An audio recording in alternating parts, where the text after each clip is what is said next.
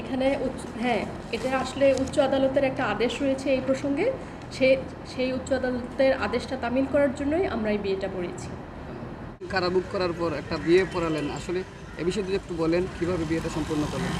গতকালকে আমাদের সিলেট কোর্টের একজন সিনিয়র আইনজীবী আমার সাথে যোগাযোগ করেন এটা বিয়ে রেজিস্ট্রেশন করার সম্পর্কে।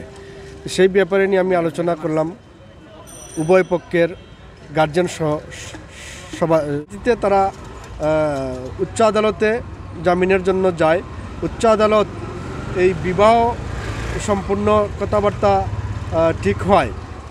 উচ্চ আদালতে সিলেট কেন্দ্রীয় মহানগর কারাগারের ডেপুটি জেলার জনাব আরিফ মহোদয়কে বিবাহের দায়িত্ব দেন এবং সিলেট কোর্টের সিনিয়র দুজন আইনজীবীর সমন্বয় আজকে এই সিলেট কেন্দ্রীয় কারাগারে বিবাহটি সম্পূর্ণ হয়।